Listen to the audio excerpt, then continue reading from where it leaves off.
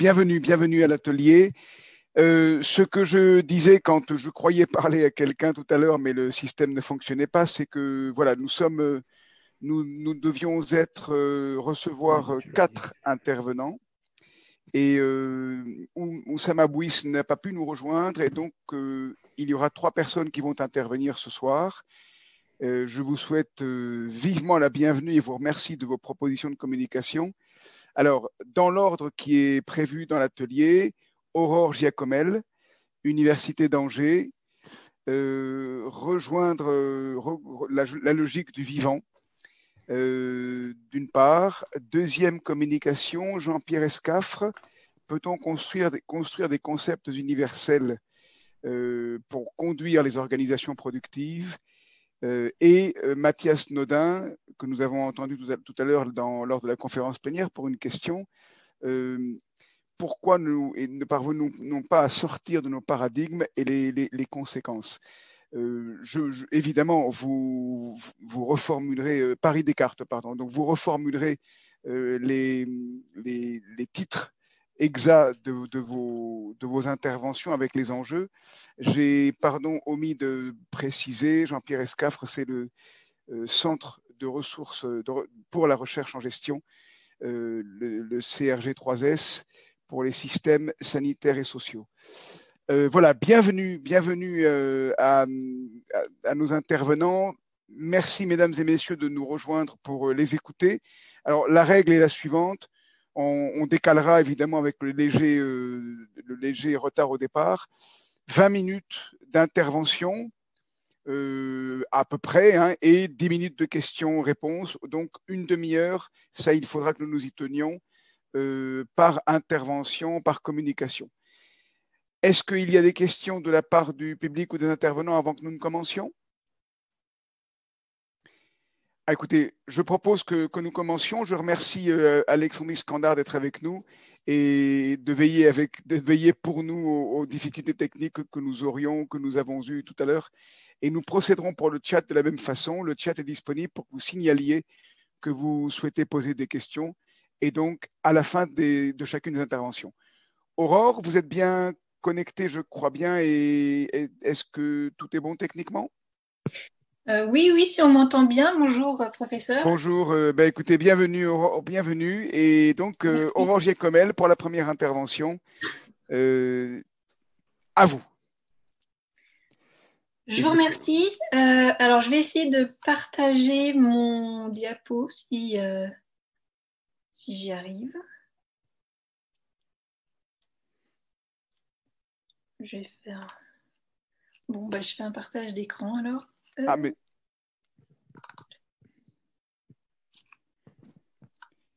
C'est sympathique de nous avoir fait partager un écran vers des paysages vastes en ces temps de confinement. Merci. Alors, donc, voilà, je vais commencer. Juste, je précise, je suis désolée, il y a des travaux dans mon immeuble cette semaine. Voilà, bon, travailler en télétravail, c'est pas toujours évident. Donc, si il y a des bruits de fond, un peu de perceuse, je suis désolée. Je vais essayer de pas de parler le plus distinctement possible. Alors, je présente aujourd'hui un papier ici portant ce titre, Repenser la logique paradigmatique actuelle des sciences par un retour à la logique du vivant. Je tente à travers ce papier de démontrer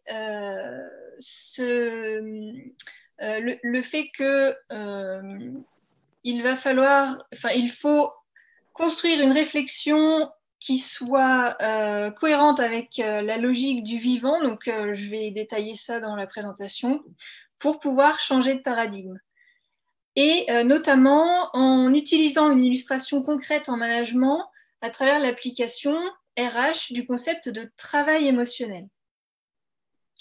Alors, le travail émotionnel, c'est une notion qui est étudiée depuis quelques années déjà en ressources humaines et qui est étudiée notamment récemment à cause de nombreux dysfonctionnements et tensions qu'on voit émerger depuis quelques années dans le management, notamment en relation avec les équilibres émotionnels. On a vu par exemple les exemples de déséquilibre émotionnel, de burn-out, d'absentéisme, de turnover, etc.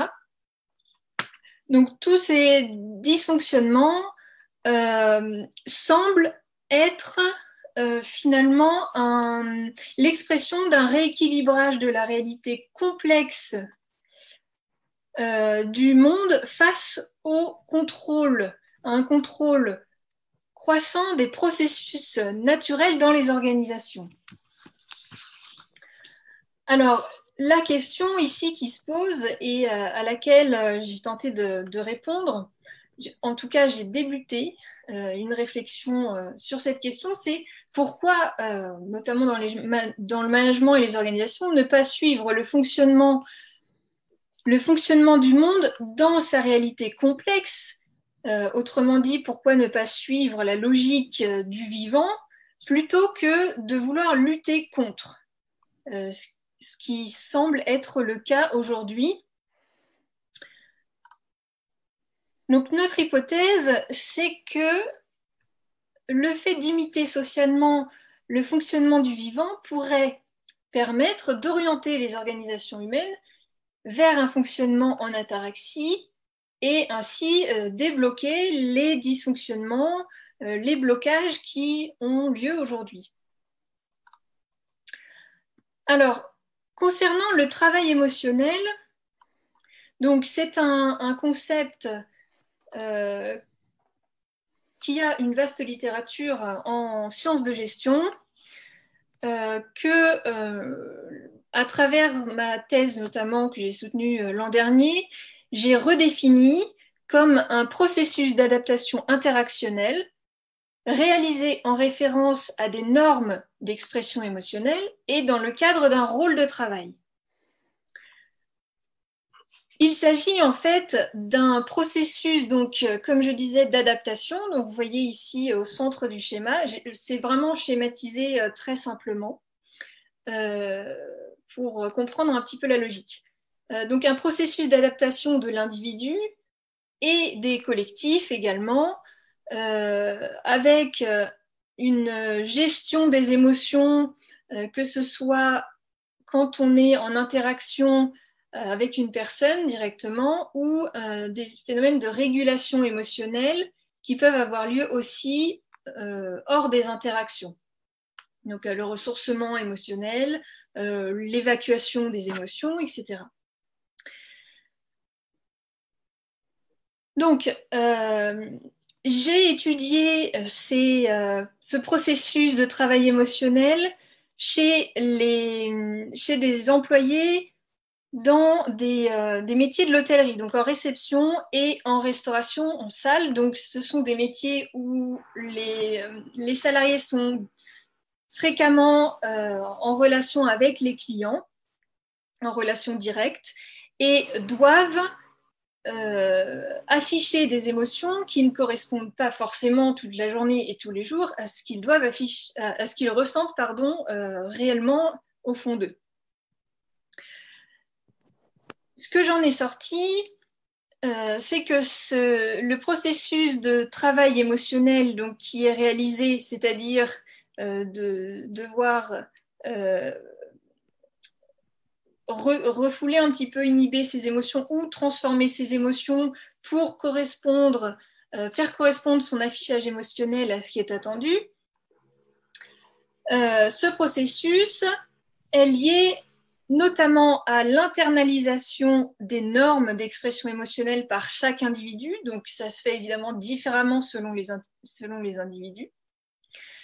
Et tout cela dépend du lien que l'individu développe envers son rôle de travail, son ou ses rôles de travail, parce qu'on peut avoir plusieurs rôles de travail. Je n'entre pas dans les détails parce que ça va devenir là, vraiment compliqué. Mais donc, on a toutes ces couches en fait, qui se superposent au niveau du travail émotionnel. Vous allez voir pourquoi je détaille ce point-là juste après. Et donc, le travail émotionnel réalisé se traduit ensuite par des vécus et des comportements au travail. Alors que ce soit des comportements positifs ou négatifs, et notamment les risques psychosociaux et les comportements de retrait, comme l'absentéisme, le turnover. Donc ça, c'est pour les conséquences. Les antécédents du travail émotionnel, donc les déterminants qui vont jouer sur la façon de réaliser le travail émotionnel, ce sont les normes imposées par l'organisation dans les rôles de travail, les ressources de l'individu, notamment au niveau émotionnel. On n'est pas doté chacun des mêmes ressources individuelles. Et ce qui joue également, c'est l'affectivité. Selon l'humeur du jour, par exemple, on a plus ou moins de facilité à réaliser ce travail émotionnel.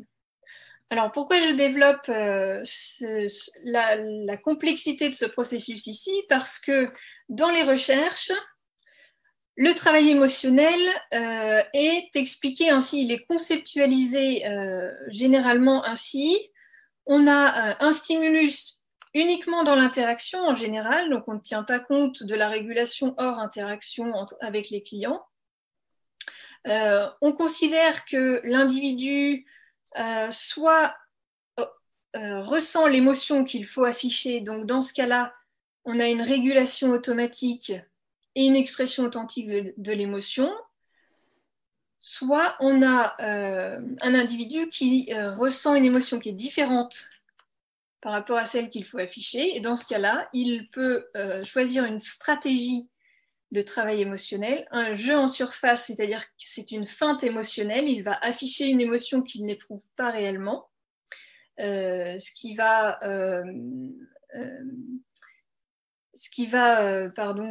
puiser dans ses ressources, ou un jeu en profondeur pour transformer son émotion de départ en l'émotion qu'il faut afficher, et ensuite exprimer authentiquement une émotion. Donc vous voyez ici un certain réductionnisme dans le fonctionnement de la gestion émotionnelle, de la régulation émotionnelle au travail, où généralement dans les papiers, on va dans le management donner des conseils aux managers, soit chercher à favoriser la régulation automatique, favoriser plutôt le jeu en profondeur par rapport au jeu en surface, parce que les études montrent que le jeu en surface très fréquent est risqué à long terme, et éviter le jeu en surface pour les mêmes raisons. Donc, on a quelque chose d'assez réducteur par rapport à un système complexe que je vous ai présenté juste avant, avec beaucoup de processus différents au niveau de l'humain. Et finalement, en prenant un petit peu de recul là-dessus, on voit que le management cherche finalement à améliorer les performances des salariés en évitant les risques psychosociaux et les comportements de retrait. Et comment, en général, les organisations s'y prennent? Ils diffusent de nouvelles normes, dans les rôles de travail. Notamment, on voit dans le management des normes qui s'apparentent à des injonctions à être authentique devant les clients, à être positif, etc. Notamment des injonctions à toujours s'adapter à chaque demande du client en restant authentique. On voit bien là qu'il y a des paradoxes qui demandent à être gérés par les salariés eux-mêmes. Et donc, en résultat de l'étude que j'ai menée dans ma thèse, il y a trois résultats importants. D'abord, le fait qu'il y ait un écart entre les exigences les exigences d'organisation du travail dans les entreprises et les moyens alloués donnent en fait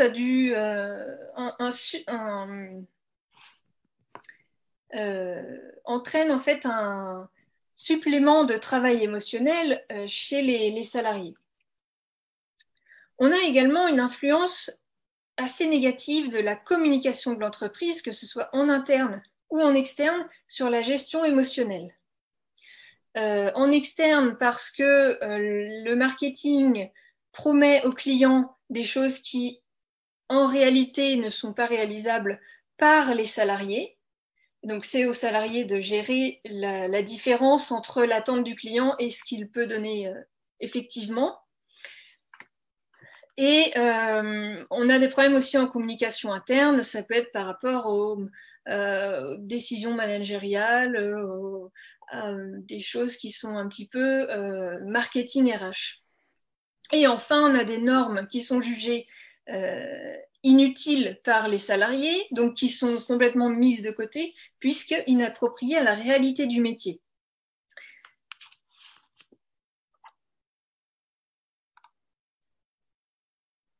Alors, à savoir que les émotions permettent l'adaptation de l'individu. Donc, c'est quand même une ressource qui est importante. Et or, cette adaptation demande deux choses vraiment primordiales qui manquent aujourd'hui dans les entreprises. C'est l'espace temporel et spatial, donc temporel avec des pauses, des jours de repos, etc. Et spatial, donc des endroits spécifiques pour être hors de la vue des clients, par exemple, pour pouvoir évacuer les émotions et se ressourcer notamment. Et également un besoin de protection du collectif, avec un sentiment d'appartenance aux équipes qui est fort. Or, le management aujourd'hui tend un petit peu à déliter ces cohésions du collectif, notamment avec beaucoup de situations de sous-effectifs qui fragilisent forcément les collectifs et un turnover important également qui, d'une certaine façon, est maintenu par les grandes organisations. Pardon, Aurore, méfiez-vous du temps, 5 minutes en principe. Très bien. Donc, on a un espace d'ajustement individuel entre le travail qui est prescrit et le travail réel, qui est finalement réduit par de nombreuses prescriptions organisationnelles. Ici, finalement, le but des organisations, c'est de rationaliser au maximum la dernière ressource qui ne l'est pas encore, entre guillemets, l'humain. Or, on sait que l'être humain a une existence qui se déploie au-delà des frontières de l'organisation, qui dépend donc de nombreux aspects qui sont non organisationnels, qui donc ne peuvent pas être maîtrisés par l'organisation. Cependant, les organisations vont chercher le moyen de contourner ces aspects psychosociaux qui sont nécessaires à l'individu en mettant en place des artefacts censés augmenter la performance des ressources humaines. On a par exemple la qualité de vie au travail, certaines problématiques de ce genre. L'empowerment, les formations, etc. On a un problème de psychologisation des RH également comme nouvelle optique humaniste du management. C'est ici ce que je disais tout à l'heure sur le marketing RH, où on va essayer par une espèce de marketing montrant qu'on va donner du sens au travail, de la confiance, de la reconnaissance, qu'on va augmenter le bien-être au travail. Et cette personnalisation repose sur l'hypothèse d'un pouvoir de négociation du salarié qui, malheureusement, souvent est bien illusoire. On trouve pareil les injonctions paradoxales dont je vous ai entretenu tout à l'heure.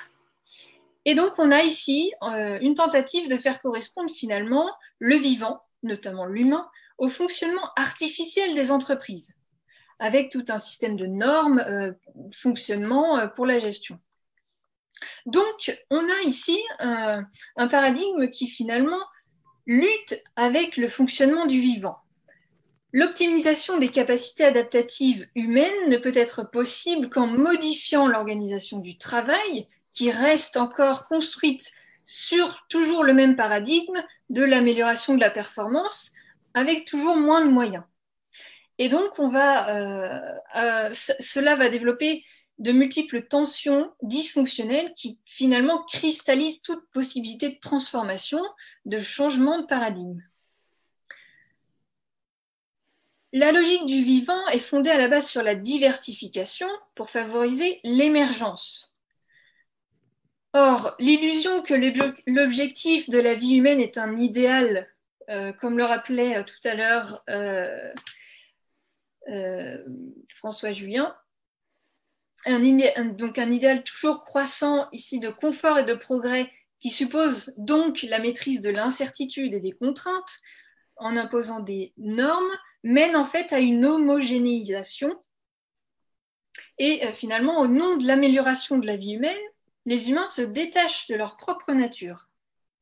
Et on a le même constat concernant les organisations qui sont à la base censées faciliter la vie des hommes en société et qui finissent par déroger, voire avoir l'effet inverse par rapport à cet objectif.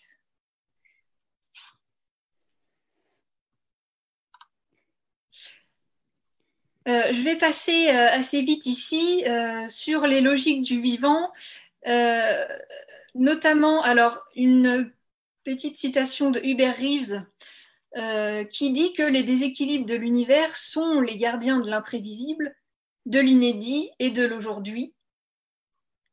Ce qui résume bien, en fait, la pensée des logiques du vivant. Je vais entrer directement dans le vif du sujet. Dans les logiques du vivant, on a bien sûr des lois physiques et biologiques, et notamment selon Schrödinger, qui est physicien, on a deux fonctionnements différents, deux mécanismes en biologie. On va avoir, si on prend les petits groupes d'atomes, une création d'ordre à partir du désordre qui est gouverné par des lois statistiques. Mais il s'est posé la question justement pourquoi est-ce que nos corps doivent-ils être si énormes par rapport à l'atome? Et il répond de la manière suivante, c'est que on serait bien embêté si chaque petit mouvement d'atome on pouvait les sentir sur notre corps. On ne pourrait vraiment pas vivre au quotidien. Et c'est pourquoi il en a déduit qu'il existe également en biologie une création d'ordre à partir de l'ordre, où en fait le corps vivant, la matière vivante, va se nourrir d'entropie négative, c'est-à-dire de l'ordre qui est dans son environnement, donc boire, manger, etc., pour pouvoir ne pas atteindre l'état d'entropie maximale, c'est-à-dire la mort pour un être vivant, et pouvoir continuer à fonctionner. J'arrive à la fin du temps. Donc, on a donc des systèmes clos qu'on appelle les systèmes à l'équilibre qui vont fonctionner d'une manière en fait où ils vont aller jusqu'au maximum de l'entropie. Cependant, à l'inverse, les systèmes ouverts, donc les systèmes hors équilibre, notamment par exemple les systèmes vivants, les organisations vivantes sont sujets à des phénomènes de bifurcation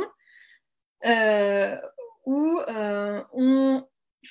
finalement les changements, les transformations de ces systèmes ouverts ne sont pas prévisibles. On a un phénomène d'émergence comme phénomène propre à l'organisation vivante. Alors, je voulais aussi revenir sur les principes philosophiques, mais j'ai beaucoup utilisé les travaux de François Julien, donc bon, il a dit la plupart des choses que je dis ici, donc la vision occidentale de l'être et de l'idéal, qui est mue par des plans et des prévisions, versus la voie orientale du devenir et de l'impermanence. Donc l'intérêt, c'est évidemment de croiser ces deux visions pour avoir une approche du vivant beaucoup plus complète. Voilà, donc je passe là-dessus.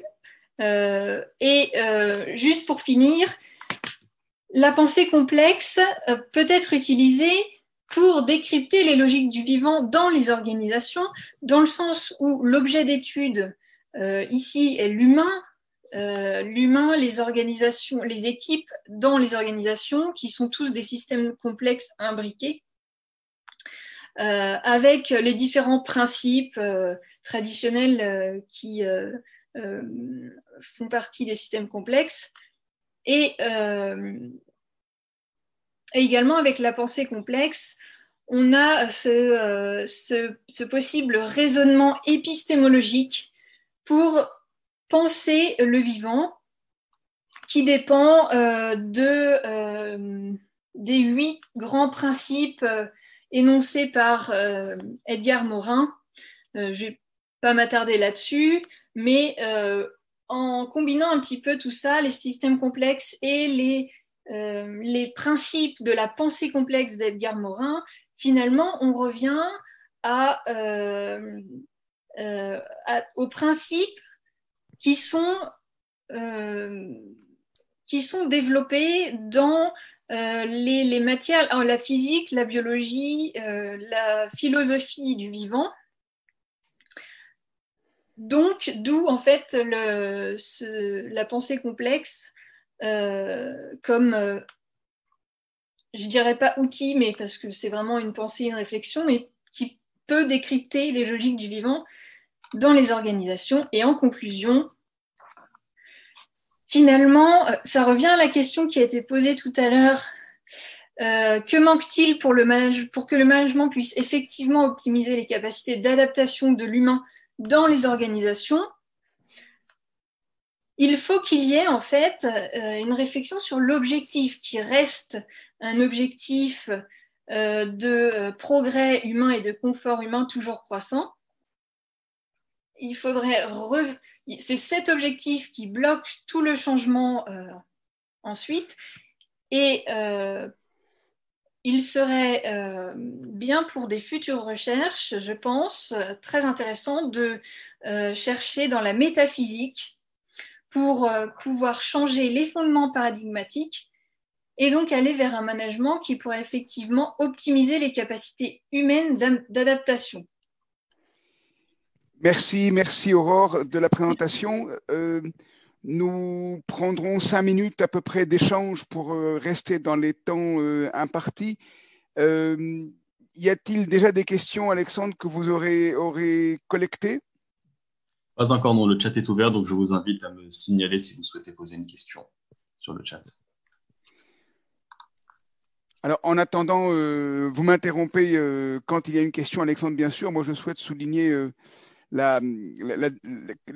malheureusement la pertinence de la présentation des conditions de travail des personnes que vous évoquez.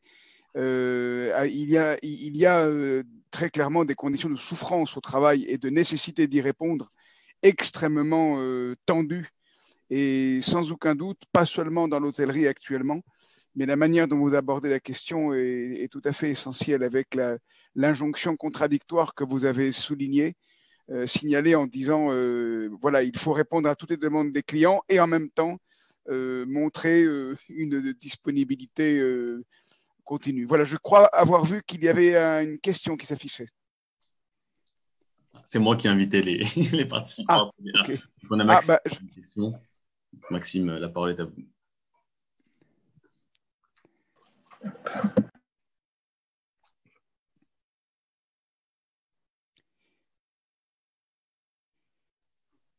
Il faut activer votre micro, Maxime, on ne vous entend pas. Pardon, Voilà, c'est bon. c'est mieux comme ça. Merci beaucoup, merci Aurore pour cette présentation très riche. Alors en fait, j'aurais une question, mais qui serait plutôt une suggestion, parce que je viens de parcourir rapidement ta thèse. Et en fait, à la lecture de ta présentation, et en fait, avec tout ce que tu nous as raconté sur ces différentes façons d'aborder la logique au sein de l'entreprise par rapport à la logique du vivant, en fait, moi, ça m'a fait penser à un auteur que j'étudie et qui, généralement, on va dire, n'est pas forcément très mobilisé, qui s'appelle Stéphane Lupasco. Donc, déjà, je m'interrogeais sur ta connaissance ou pas de cet auteur. Et si jamais tu ne le connais pas, en fait, je te conseillerais peut-être de regarder un peu ses travaux, parce que en fait, il se trouve que Stéphane Lupasco, c'est un auteur franco-roumain qui a été assez influent, je pense, dans le champ de la complexité, et qui a notamment travaillé sur la logique et sur la logique des systèmes vivants. D'ailleurs, il a écrit plusieurs ouvrages, dont un que je te conseille, qui est celui-ci, donc L'énergie et la matière vivante, et un second qui est celui-ci, Le principe d'antagonisme et la logique de l'énergie.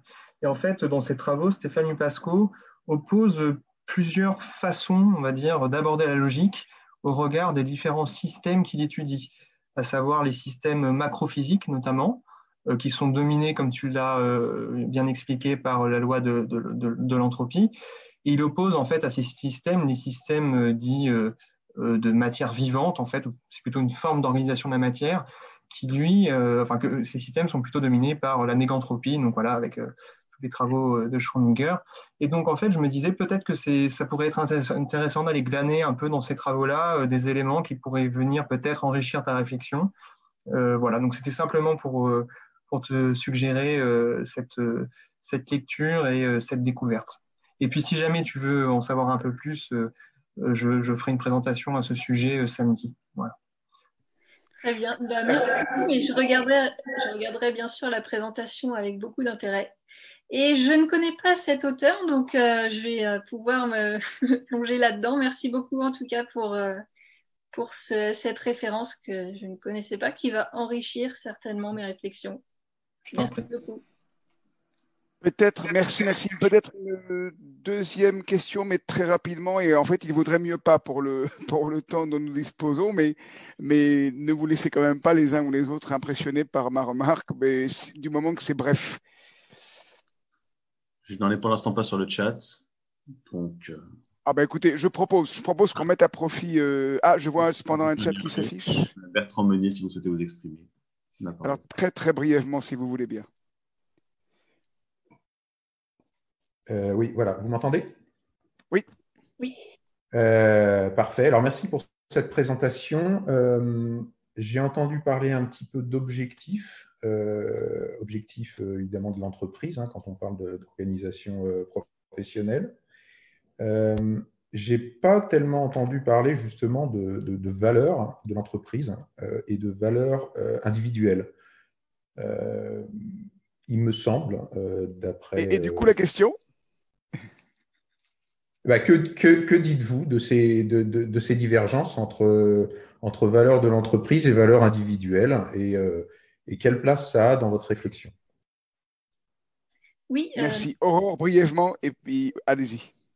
Oui, brièvement. Alors, oui, effectivement, moi j'ai travaillé plus sur les normes de l'organisation et le vécu des individus, mais effectivement, alors les valeurs des grosses entreprises, hein, j'ai travaillé moi sur vraiment les entreprises multinationales, sont portées par leur objectif de capter le plus de demandes mondiales, donc de croître toujours plus.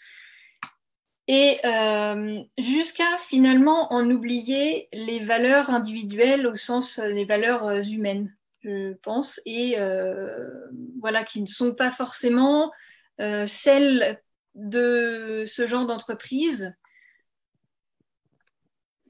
Voilà, c'est… La souffrance que j'ai évoquée résulte de cet écart précisément. Oui.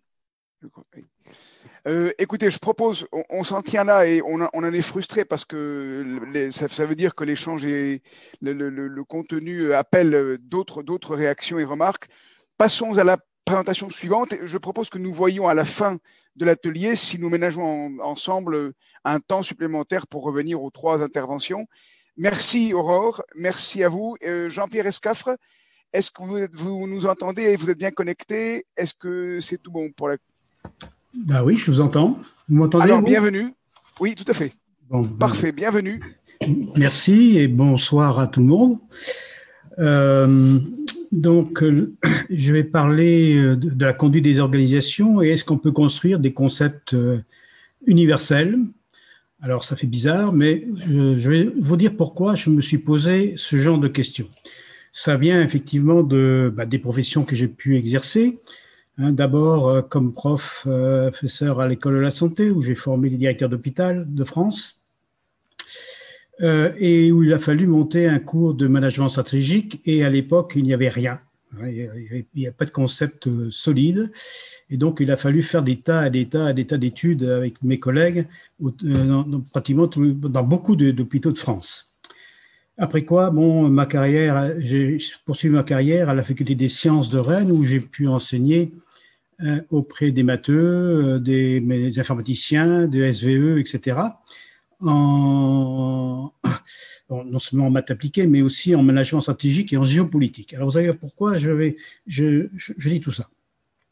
Parce que, et puis actuellement, en plus, j'ai un terrain d'observation intéressant parce que je suis administrateur d'une importante association en Bretagne qui fait plus de 1000 salariés, donc avec plusieurs organisations plus ou moins bien connectées, et on verra que ça permet d'enrichir la réflexion.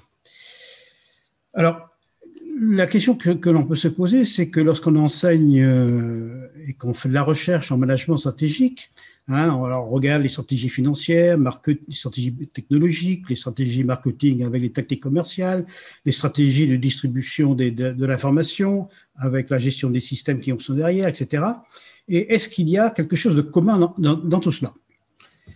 Alors, quand on fait de la stratégie, c'est évident, tout le monde le sait, c'est qu'on recherche des marges de manœuvre qui permettent de se mettre en rapport des forces avec des acteurs internes et externes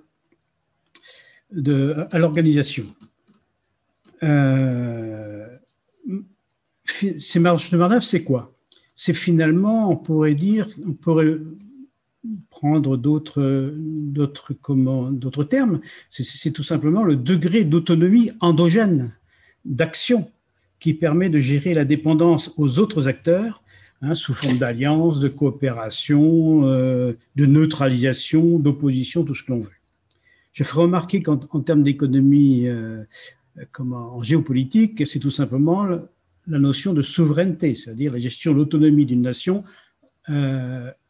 avec sa dépendance aux autres nations. Alors, la gestion de cette dépendance, c'est quoi? C'est tout simplement la stratégie, avec tous les principes que vous connaissez.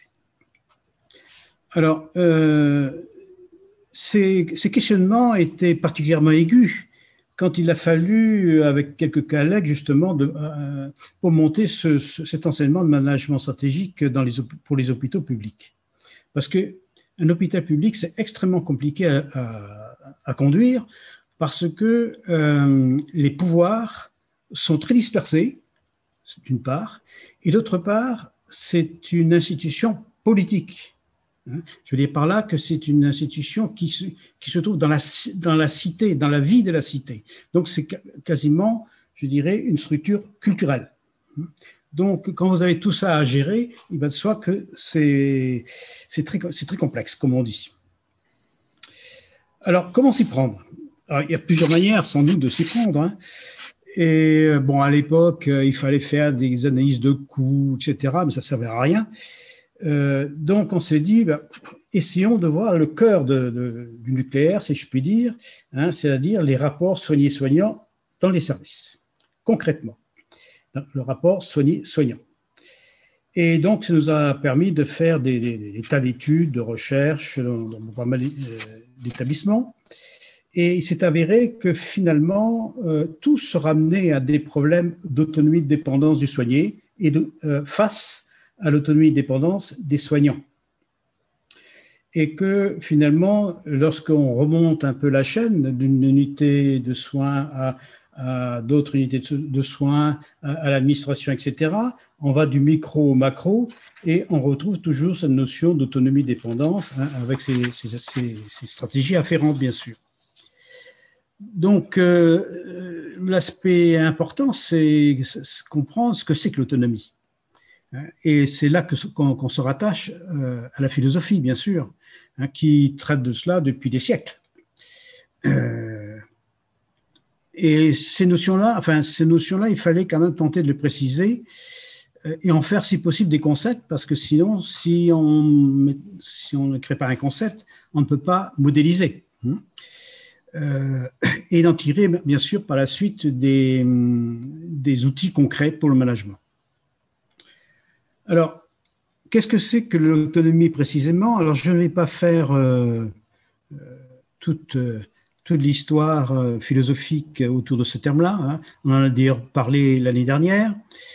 On pourrait résumer à l'extrême, moi je dis bien à l'extrême, le point commun de tous les penseurs, ça serait de dire que c'est la liberté de penser par soi-même, hein, c'est le libre arbitre de l'homme inclus dans la société. C'est-à-dire qu'on pense à l'autonomie dès lors que c'est l'autonomie avec les autres. Alors, en étudiant en détail les rapports soignés-soignants au travers des actes concrets, hein, réalisés, c'est-à-dire les actes de la vie courante, les actes qui correspondent aux soins somatiques, aux actes des soins relationnels, qui sont d'ailleurs il n'y a aucune corrélation entre ces trois types d'actes d'ailleurs. On s'est aperçu qu'il fallait faire un pas de côté, si je puis dire, par rapport à la démarche habituelle, qui dit toujours que c'est l'homme qui est autonome, qui recherche l'autonomie par sa pensée. Là, on s'est dit, on ne voit pas très bien comment on pourrait faire un outil de management, et on s'est dit, mais c'est pas comme ça qu'il faut prendre le problème par rapport à notre objectif, bien sûr. C'est l'acte. C'est l'acte qui est autonome ou ne l'est pas. Alors, par abus de langage, on pourra dire que l'autonomie d'une personne, c'est l'ensemble de ses actes autonomes, bien sûr. Hein. Mais ce qu'il fallait analyser, c'est comment ça se fait qu'un acte peut être réalisé ou pas. Et c'est bien entendu ce qu'on a tenté d'analyser pendant des années, et à l'évidence, hein, vous le ressentez bien vous-même, c'est qu'il faut au moins 2 conditions pour qu'un acte soit réalisé ou réalisable. C'est qu'il soit accepté par l'individu, et on revient au problème, on verra tout de suite, au problème de culture, qui est très important, de valeur culturelle, et puis qu'il soit matériellement possible. C'est-à-dire que la personne qui fait l'acte ait la maîtrise de moyens matériels, y compris, bien entendu, sa maîtrise physique, ce qui n'est pas le cas forcément des soignants. Alors, cette acceptation vient d'où? Cette acceptation vient des systèmes culturels dans lesquels baigne l'acte, hein, et ce qui nous a poussé à étudier en détail, hein, les différentes pratiques et les puissances de motivation de chaque individu pour chaque acte, hein, de façon à comparer pour un même acte, finalement, si des personnes avaient la même motivation ou le même ressenti vis-à-vis de ces actes. Et puis, matériellement possible, c'est bien entendu la combinaison des moyens matériels à disposition, hein, pour accomplir cet acte. Alors, en procédant de cette manière-là, il devient assez facile, hein, de modéliser mathématiquement tout cela. Et cette modélisation mathématique nous a permis de découvrir finalement des lois objectives qui n'ont pas été démenties depuis sur le terrain. Alors, j'en ai parlé l'an dernier, je ne vais pas revenir sur certaines d'entre elles, mais par exemple, hein, que pour réaliser un acte, il faut au moins mobiliser 4 valeurs culturelles qui ne soient pas en contradiction. Par exemple, hein, puis bien d'autres éléments. on parlait à l'instant des problèmes de logique, comment dirais-je, oui, de démonstration à travers de l'application RH de concepts du travail émotionnel. La notion d'émotionnel, on l'a traduit comme ressenti. Alors, ça se discute, hein, nous ne sommes pas des psychologues. Nous, on appelle ça ressenti, qui repose essentiellement justement sur ces actes autonomes ou non autonomes, hein, et non pas sur la complexité des tâches. Alors,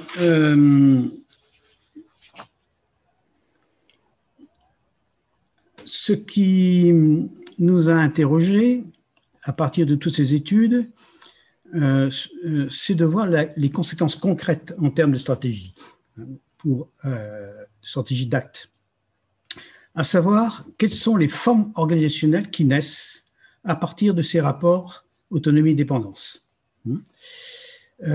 Parce qu'une organisation est une forme concrète finalement de l'application des stratégies, un ensemble de confrontations, autonomie, dépendance entre les individus.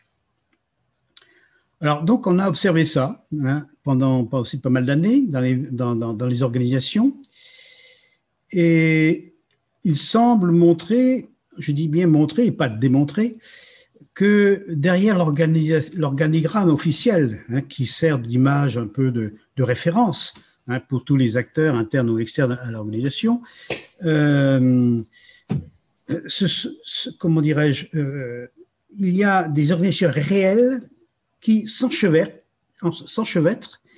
et qui rendent très difficile l'existence d'une théorie des organisations.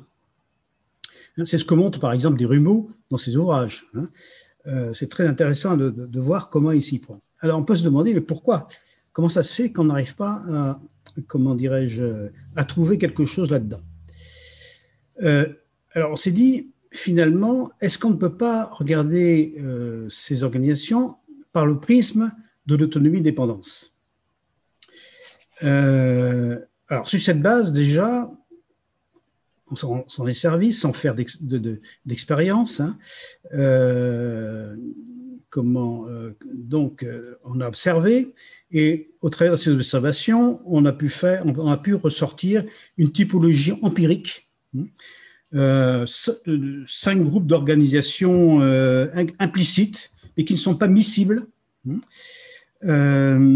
avec des définitions quand même assez précises derrière. Donc on appelait ça les formes browniennes, c'est-à-dire des individus qui font des actes sans tenir compte de l'environnement.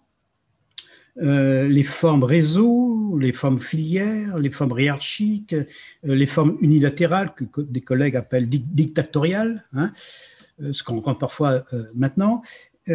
Donc, on a pris ces 4 ou 5 formes et on a regardé d'un peu plus près ce qui se passait dans les différentes organisations, hein, et en particulier dans les structures médico-sociales. Alors, ces formes se superposent constamment, hein, et les ampleurs relatives de ces formes, hein, c'est-à-dire parfois le réseau est plus important que le reste, parfois c'est vraiment la hiérarchie brutale qui est plus importante, parfois c'est l'aspect brownien dans certains coins de l'organisation, etc. Et c'est ça qui caractérise finalement la vie des organisations productives, et ça explique peut-être aussi la raison pour laquelle on ne trouve pas de structure stable, hein, de ces organisations. Je parle de structures réelles. Hein. Alors, peut-on retrouver ces formes empiriques dans les combinaisons théoriques de l'autonomie-dépendance des actes? Hein, c'est la question que nous nous sommes posée. Alors, je rappelle que l'acceptation d'un acte passe par les valeurs culturelles et leur systémique, hein, c'est cette systémique qui fait valeur, qui fait la culture. Ça dépend aussi des importances des valeurs culturelles données par les personnes. Ça dépend aussi du jugement des valeurs culturelles sur les actes, ces jugements étant quelque chose de très circonstancié, c'est-à-dire qu'ils peuvent varier d'un instant à un autre. Je ne parle pas de l'instant à la durée, ce serait trop long à expliquer ici. Et puis la capacité de production, c'est un ensemble de moyens matériels à disposition, des savoir-faire, ce qu'on appelait des rendements, c'est un mauvais terme, mais des rendements de ces moyens qui permettent la production de ces actes.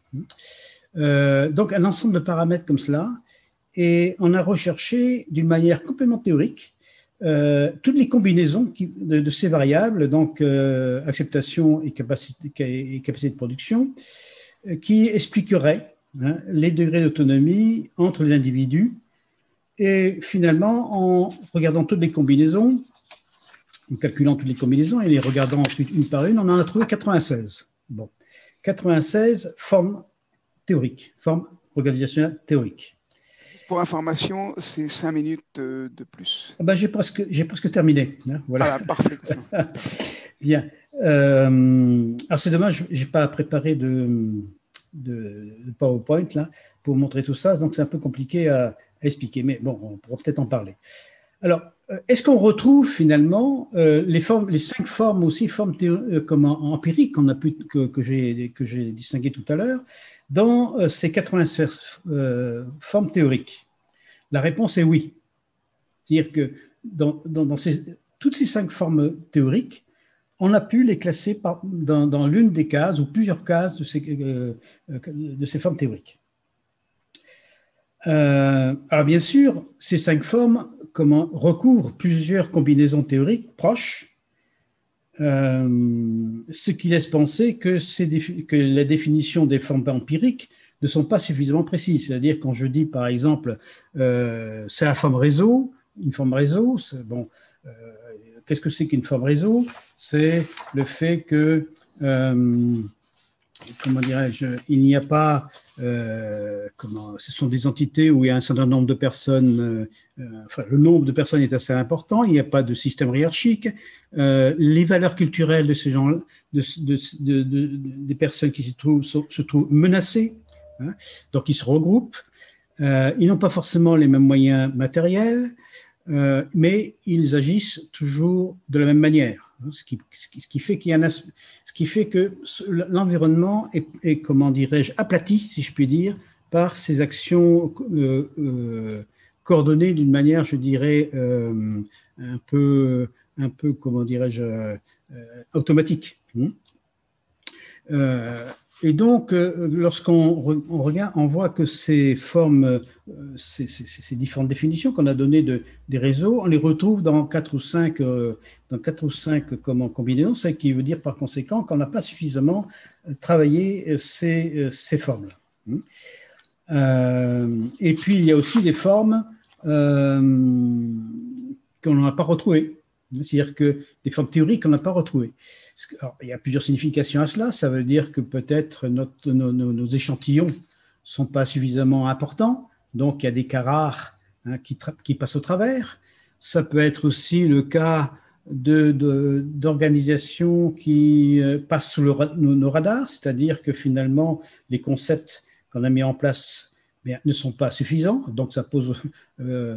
ça interroge sur l'aspect, je dirais, un peu universel du concept d'autonomie, ou au contraire que ces formes théoriques n'ont pas encore été inventées, donc elles sont peut-être à inventer concrètement. Donc la recherche continue, on a été très, très perturbé par ce qui se passe actuellement sur le plan sanitaire, donc ça a fortement freiné nos recherches, mais voilà à quoi nous avons abouti. Je pense qu'il y a peut-être, on peut lever le tapis du mystère des théories de l'organisation par l'intermédiaire de la théorie autonomie, dépendance, stratégie. Voilà, je vous remercie. Merci bien Jean-Pierre Escaffre. Et c'est très intéressant, je trouve, parce qu'on a dans les 2 présentations qui ont eu lieu jusqu'ici, Aurore Giacomel et vous-même, un travail sur je vais employer un terme qui est différent du vôtre, hein.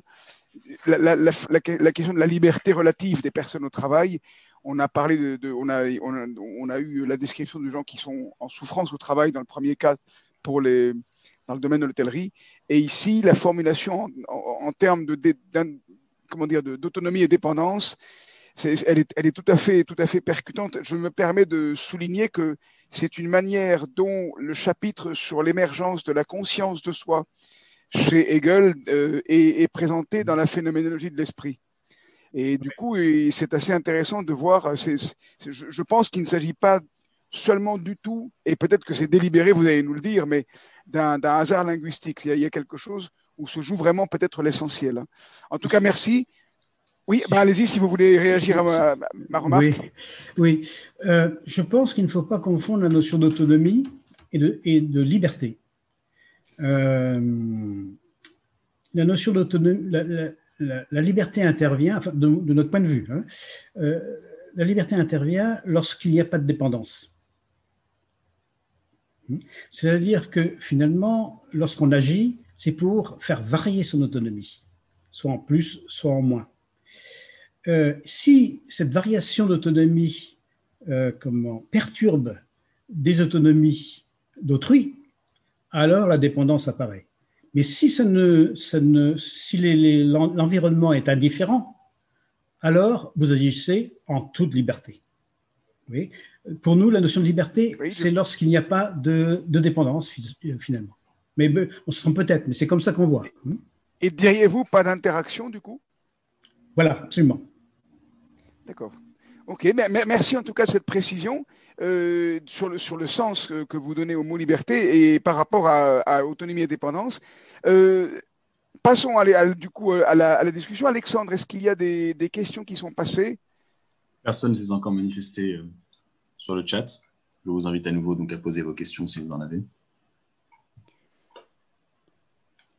Peut-être si Aurore, vous êtes connecté, si vous souhaitez réagir au contenu qui vient de nous être présenté, et évidemment tous les participants et participantes sont invités.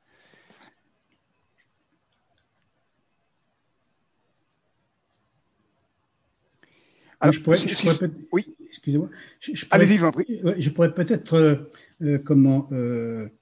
préciser la façon dont on aborde ce qu'a dit tout à l'heure Aurore. Hein. Je l'ai à peine indiqué. C'est que ce qu'elle a appelé le travail émotionnel, nous on l'a travaillé sous le terme de ressenti. Hein.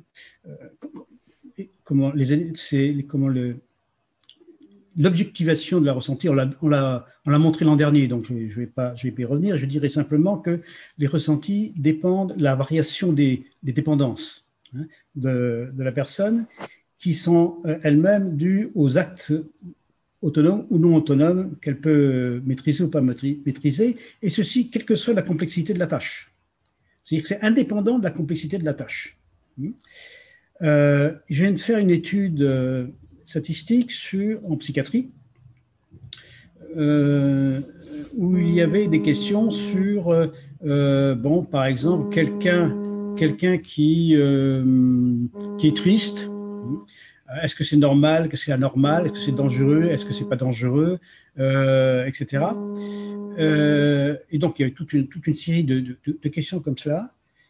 Et en faisant l'analyse statistique il y avait 35 000 personnes en France et 8 000 personnes en Océanie, là-bas. Et ce qui est commun, c'est le fait que les gens sont en incertitude ou pas en incertitude. C'est-à-dire que la notion de est-ce que c'est dangereux ou c'est pas dangereux? Ça, c'est le premier critère qui apparaît. Et ceci, quelle que soit la question que l'on pose.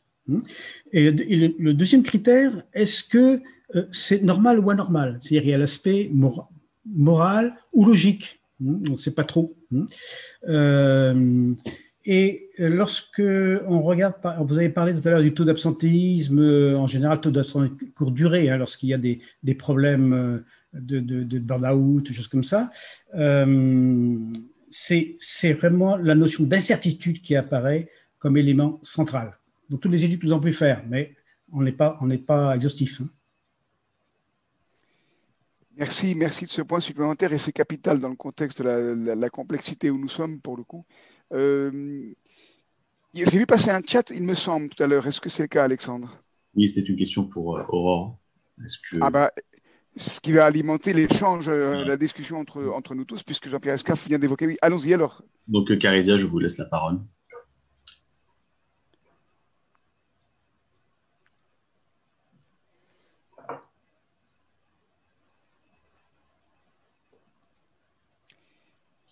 ne vous entend pas. Est-ce que le micro est activé pourtant?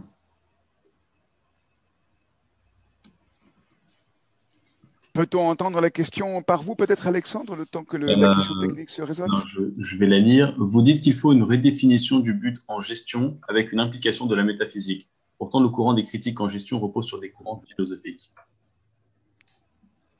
Voilà ce que j'ai pour Aurore. Vous voulez que je relise peut-être ou... Non, ça va aller. Merci pour cette question. Effectivement,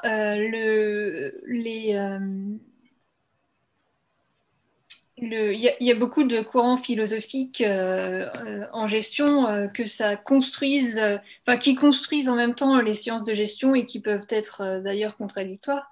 Mais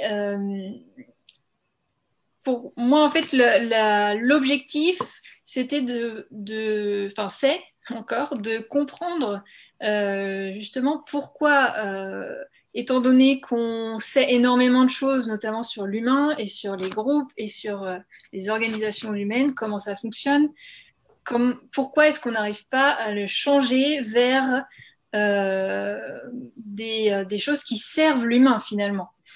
Ah ben ça, c'est la question peut-être que Mathias Nodin, vous allez nous faire approfondir pour le coup.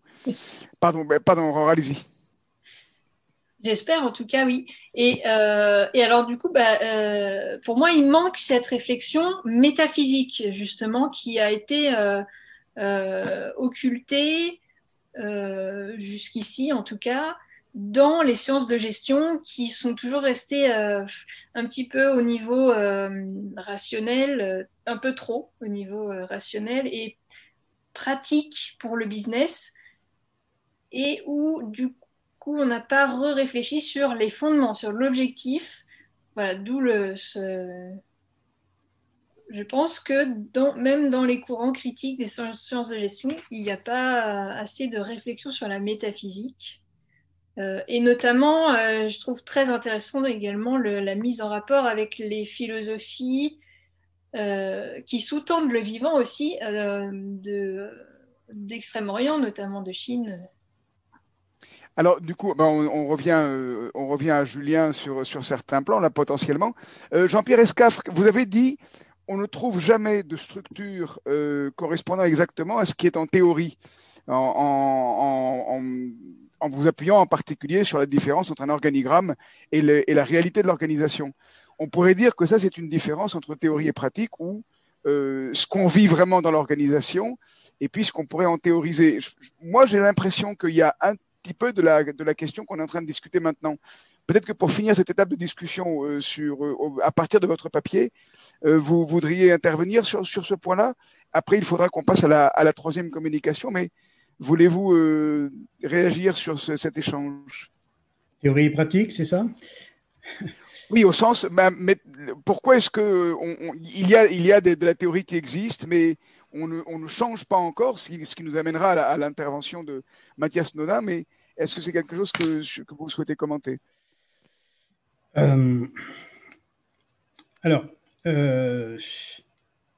Oui, alors, j'ai parlé tout à l'heure de théorie des organisations en faisant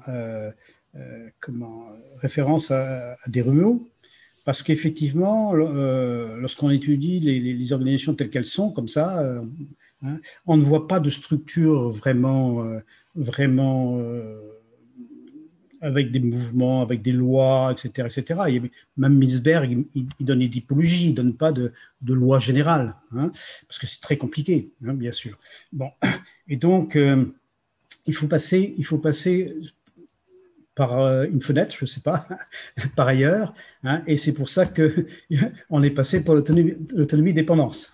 Justement, un beau symbole, la fenêtre, pour la question de l'autonomie éventuellement et de la dépendance. Voilà, mais pas dans le vide.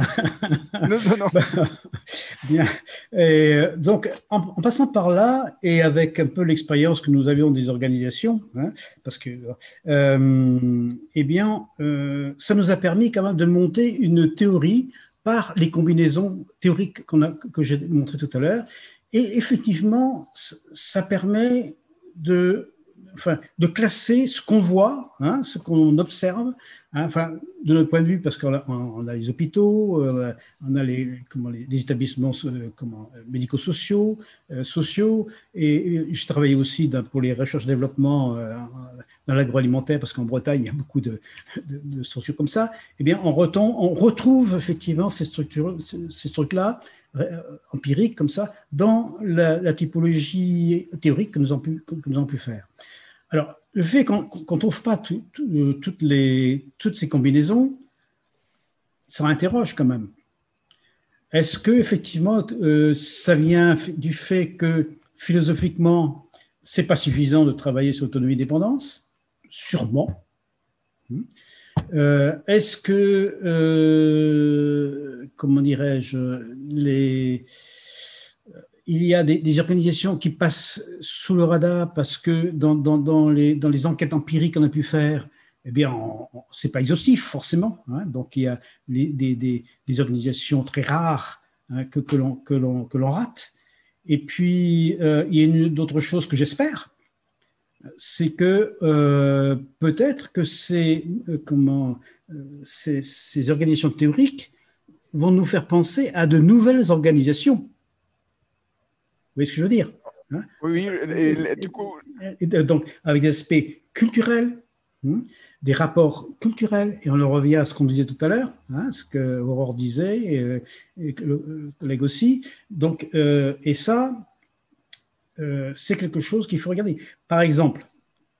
il faudrait qu'on passe à la dernière communication. Je m'arrête. J'avais des exemples concrets, mais on pourra en reparler. Bah, tout à fait, parce qu'on est au cœur peut-être Mathias Nodin va nous dire, mais quand vous dites il y a des choses qu'on ne sait pas et qui sont peut-être à inventer, enfin je traduis avec mes mots, peut-être que c'est ça dont l'esprit dans lequel Mathias Nodin vous souhaitez intervenir. Est-ce que vous êtes bien connecté, tout est bon? En remerciant Jean-Pierre Caffre, en vous remerciant de votre intervention, est-ce que Mathias Nodin, vous êtes techniquement prêt? Oui. Je suis techniquement... Impeccable. Alors, bienvenue à vous. Merci et beaucoup. donc, 30 minutes comme pour les interventions précédentes, avec 20 minutes à peu près d'intervention et 10 minutes d'échange. Et nous verrons jusqu'à quel moment nous prolongerons la discussion tous ensemble. À vous. Merci et beaucoup. Merci de votre intervention. Merci beaucoup pour votre accueil. Je suis très heureux d'être parmi vous, même si c'est par écran interposé. Je vais déclencher aussi mon chronomètre et mettre... je vous propose de partager mon écran et d'avoir un support PowerPoint. Donc, voici mon support PowerPoint que je mets en plein. Donc, effectivement, dans les échanges que nous avons eus, il y a beaucoup de résonance et d'écho de l'entretien avec François Julien jusqu'aux 2 présentations qui ont précédé la mienne avec certaines questions que je me pose. Donc, l'objectif est bien finalement de se demander, c'est effectivement un postulat et une impression que j'ai, même si elle est étayée par de nombreux travaux, mais en tout cas je la partage complètement, ce sentiment que finalement nous n'arrivons pas bien à comprendre ce qui nous arrive, pas bien à comprendre et à saisir ce qui se passe et ce qui nous arrive, et de faire trouver des solutions adaptées. Et donc, l'objectif de mon travail, c'est d'interroger justement, d'aller déceler, d'aller interroger ces croyances implicites, ces évidences telles que celles mises au jour par François Julien, et essayer de les voir, essayer de les mettre au jour, parce que de fait, on les utilise au quotidien, on baigne dedans, on vit dedans, on a construit dedans, on a été éduqué dedans, et on n'en vient même plus les voir, à être incapable de les interroger. Et peut-être que certaines de ces évidences, certaines de nos modalités d'action, de perception, de relation, ont un rôle dans les maux de nos sociétés et dans notre incapacité à répondre aux défis de notre société. Et dans ce sens-là, j'entends vraiment le paradigme au sens large de cadre de perception et de logique d'action et de toutes ces croyances implicites. Alors, je vais m'efforcer de discerner très rapidement quelques grands éléments de ce paradigme que j'appellerais dominant, donc c'est un paradigme occidental, de l'inscrire, ou de montrer quel rôle il a joué dans l'histoire de l'Europe et de l'Occident avec l'émergence d'un projet moderne et la naissance du travail, voir comment le management est le fruit de de ce paradigme et de cette évolution historique. C'est vraiment, de ce point de vue-là et de mon point de vue, un fruit historique et culturel. Donc, de fait, en quoi le management s'inscrit complètement dedans et proposer des pistes de sortie, en tout cas des pistes d'interrogation. Il s'avère que il me semble que nous sommes dans un environnement qui est marqué par un sentiment d'accélération, de dispersion, de saturation, de confusion. C'est vraiment un environnement qui est marqué aussi par la multiplication des théories complotistes et par l'opposition d'avis d'experts qui ne s'écoutent plus, qui ne s'entendent plus. Il y a de moins en moins de débats, il y a de plus en plus de cloisonnement. Et dans cette confusion, effectivement, on n'arrive plus très bien à comprendre ce qui se passe. Et je pense que le paradigme l'explique en partie, et on n'arrive plus à trouver des alternatives ou des solutions. Et je pense que notre paradigme l'explique aussi en partie. C'est ce sur quoi j'essaie de me concentrer. Alors, premier temps, sur le discernement d'un paradigme dominant. On retrouve ce pli théorie-pratique, cette modélisation présentée par François Julien tout à l'heure, donc d'un projet qui est projeté sur une vie mouvante, et on cherche à faire rentrer la vie mouvante dans le projet. Donc, le projet, il est un petit peu statique, la vie, elle n'est pas statique, et en plus, elle est totalement... elle ne rentre pas dans le carré du projet. Donc, effectivement, plus ça demande d'efforts, plus il y a de résistance. Mais il n'y a pas seulement cet élément fondamental-là, il y a aussi le fait que nous vivons dans un rapport au vivant qui projette sans arrêt des concepts, qui veut conceptualiser et créer des typologies absolument partout. Or, le concept est général et statique, et la vie est toujours singulière et toujours en mouvement. Et donc, il y a toujours quelque chose qui échappe au concept, qui n'arrivera jamais à être conceptualisé et qu'Adorno appelle le non-identique. Quand on sait que le concept ne recouvre pas tout, ça ne pose pas de problème. Mais quand on veut là aussi forcer un concept alors que tout bouge autour, ça ne fonctionne pas et ça crisse.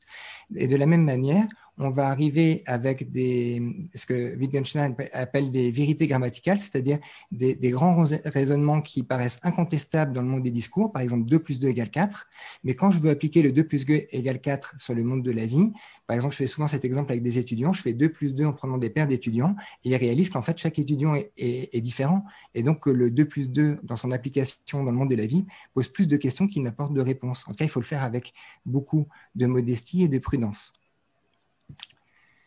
Notre société est aussi fondée sur une séparation fondamentale entre la nature et la culture, entre la nature et l'humain. Ça paraît tout simple, ça paraît tout basique, mais là aussi, c'est une évidence qu'il faut aller creuser. Toutes les sociétés ne se sont pas construites dessus. Et qui plus est, la pensée s'est développée et coupée de la vie, et elle arrive à juger la vie à l'aune d'idéaux. Donc, on a c'est aussi cette idée de modélisation qui se décolle de la réalité de François Julien tout à l'heure, c'est-à-dire qu'on a une pensée qui est de plus en plus coupée de la vie et une vie qui est de fait de plus en plus objectivée par des concepts et par une relation d'exploitation. Et de la même manière, il y a une tendance culturelle à établir des frontières et des limites partout et des typologies absolument partout. Autre élément marquant de notre société, c'est que nous avons une tendance à nous considérer comme étant composés d'un corps et d'un mental. Et de fait, dans cette vision du monde-là, on cherche à avoir une maîtrise de notre corps par le mental, par l'effort, et le mental va aussi projeter, c'est essentiellement le mental qui se projette sur la réalité vivante pour la maîtriser. Le mental, c'est la psyché c'est l'âme qui est composée de la psyché et du mental. Donc c'est l'âme qu'il faut lire ici, mais avec une prédominance du mental et une psyché qui est plus quelque chose que là aussi on veut maîtriser et qui nous dérange et qui est en grande partie inconsciente. Et ce rapport, cette vision de l'humain qui est composée d'une âme et d'un corps favorise une relation matérialiste et instrumentale de la vie, puisqu'en fait on projette notre vision du monde, nos propres limites sur le monde, et de fait, on interagit avec le monde, avec la vie, avec ces propres limites-là.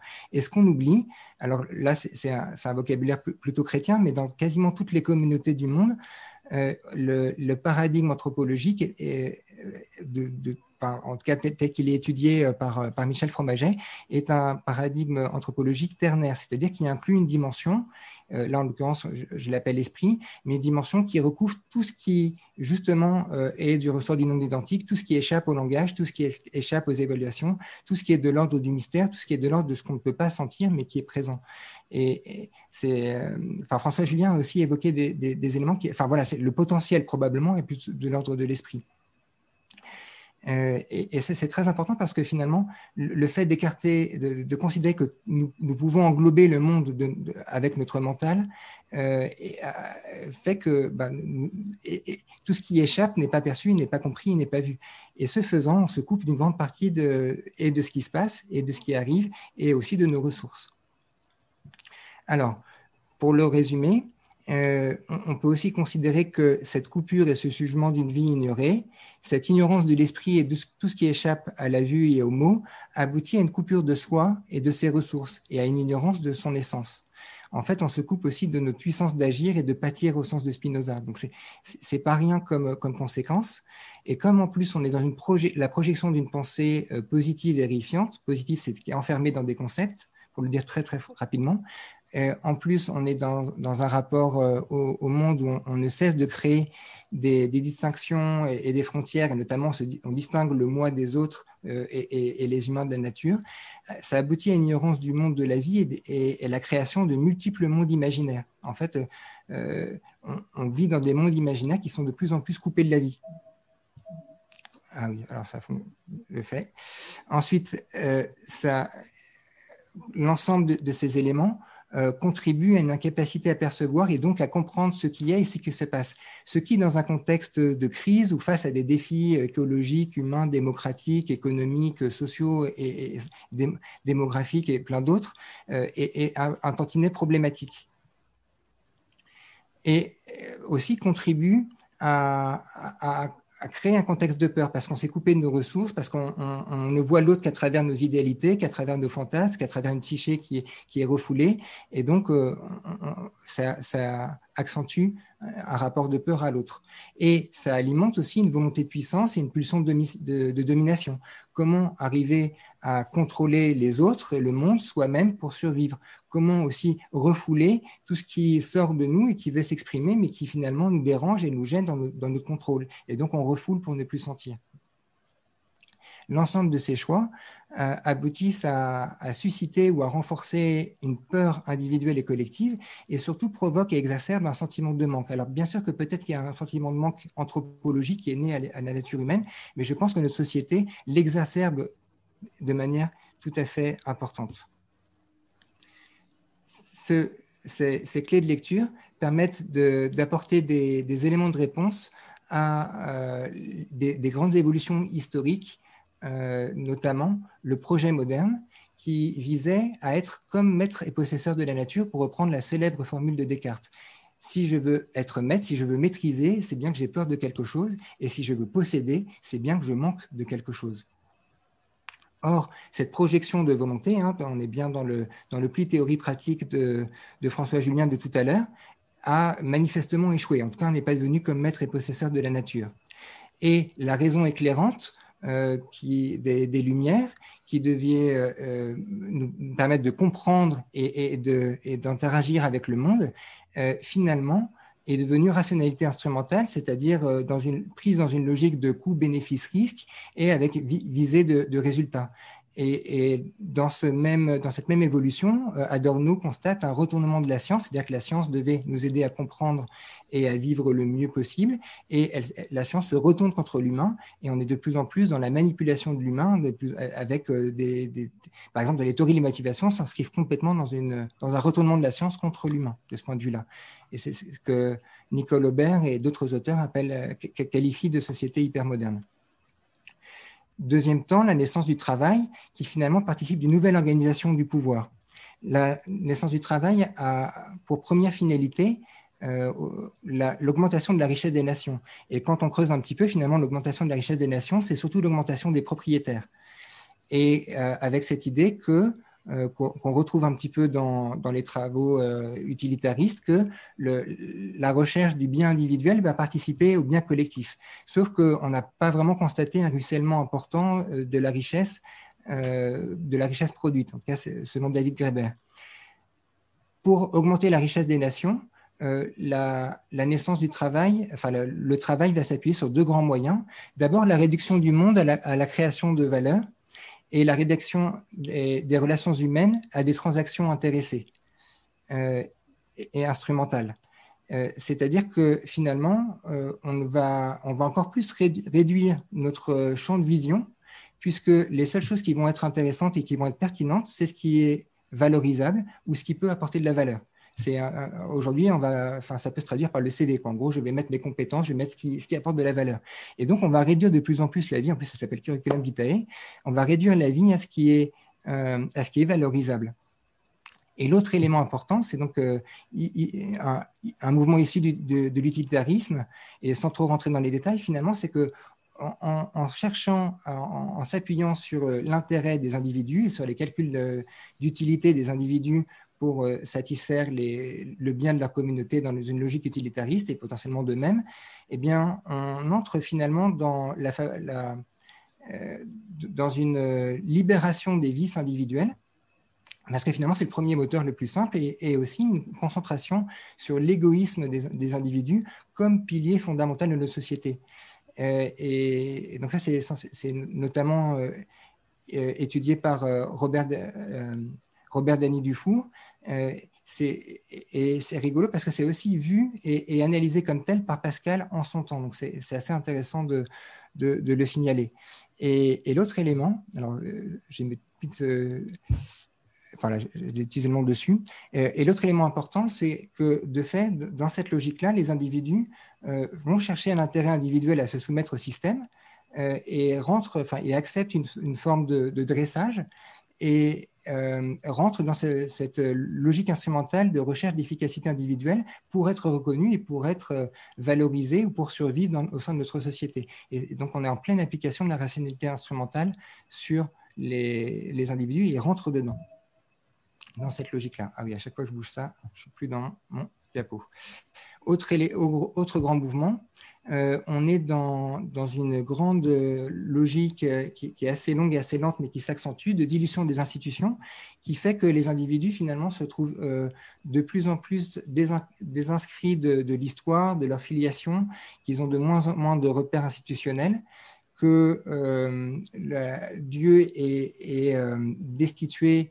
Alors, ça ouvre plein de perspectives nouvelles, mais ça laisse aussi les humains qui sont complètement désacralisés et qui deviennent d'autant plus aisément exploitables, tous, et pas seulement les esclaves comme dans l'Antiquité ou les serfs.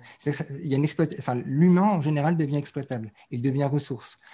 Il y a également fruit de ces dilutions d'institutions, un isolement des individus de plus en plus grand et qui se recroqueville d'autant plus sur la recherche de leur satisfaction égoïste, de leurs petits plaisirs vulgaires et médiocres, pour citer Tocqueville, et un délaissement des causes collectives.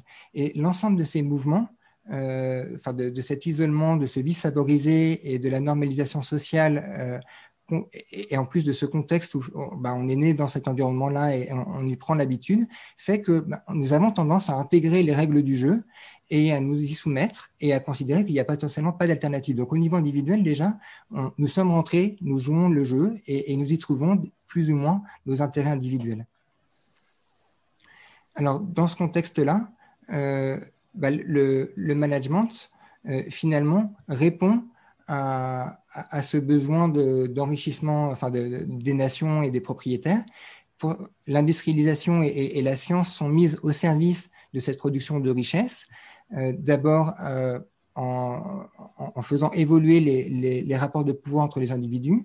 C'est-à-dire qu'on va passer dans une société que Michel Foucault a qualifiée de disciplinaire, c'est-à-dire que plutôt que de sanctionner très brutalement et très durement les comportements déviants, on va chercher à faire en sorte que les individus intègrent d'eux-mêmes et a priori les comportements attendus et qu'ils rentrent dans une discipline comportementale. Et ça passe par des corps dociles. Et on va jouer bien sûr sur leur égoïsme et leur intérêt et puis aussi leur peur. Parce que si l'individu n'accepte pas de travailler dans l'usine ou s'il ne joue pas les règles du jeu aussi, la première conséquence, c'est qu'il n'a pas de boulot et que potentiellement il meurt de faim.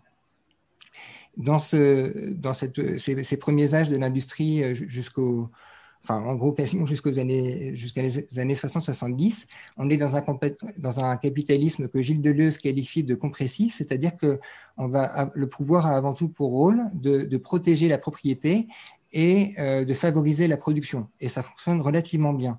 Mais vient un moment où tout le monde a sa forte tête noire et on en veut plus. Et puis vient aussi un moment où l'exploitation des richesses et des ressources commence à rencontrer quelques difficultés et commence déjà des cycles de crise qui commencent dans les années 70 avec les crises pétrolières.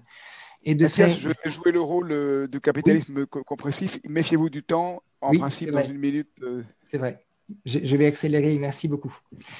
Et en plus, j'avais mis le temps qui passe. Mais en tout cas, de fait, cette évolution oblige à multiplier de plus en plus les produits, explique aussi la naissance du marketing et aussi explique le fait que les organisations évoluent, elles se fluidifient, il y a de plus en plus d'informatique, il y a de plus en plus de robotisation, on a de plus en plus besoin de formation, on a de plus en plus besoin de commerciaux. Et donc, il n'y a plus suffisamment de salariés devant leur chaîne de production où on doit juste les motiver à produire. Et donc, on va évoluer de mode les théories de la motivation vont évoluer. Il y a une deuxième génération qui vient qui consiste à faire en sorte que le salarié aille dans la bonne direction. C'est cet homme qui court avec sa cape. En gros, comment je fais en sorte que le salarié aille dans la bonne direction? Je lui fixe des objectifs. Et une dernière théorie de la motivation qui consiste à faire en sorte que les salariés intègrent d'eux-mêmes les objectifs extérieurs et croient qu'ils viennent d'eux-mêmes. Et c'est complètement dans une logique de soumission librement consentie. De fait, de quoi le management est-il le nom? Eh bien, le management apparaît comme un dispositif de performativité, c'est-à-dire que c'est un discours qui change notre rapport au réel, idéologique, parce qu'il change notre rapport au monde, il ne change pas ce qu'il est, mais il change ce qu'on croit qu'il est et la manière dont on interagit avec lui, qui favorise notre soumission aussi librement consentie que possible à notre monde social illusoire, c'est-à-dire les mondes imaginaires auxquels je faisais référence tout à l'heure. C'est comme ça que je définis le management.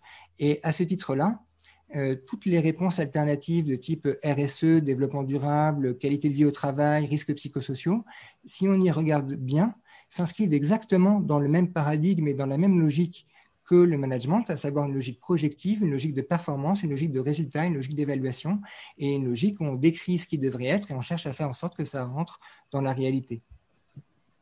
Et dans le management, on retrouve complètement le pli théorie-pratique, on retrouve complètement le non-identique, l'application et la projection de vérité grammaticale. Par exemple, on peut considérer que plus de motivation, les salariés plus motivés seraient plus performants, ce qui est faux et jamais prouvé parce que ça n'a pas de sens. Parce que déjà, le terme de motivation n'a pas de sens et que le terme de performance n'a pas de sens. Donc aussi, on met deux mots valises et on peut tout faire dire à deux mots valises.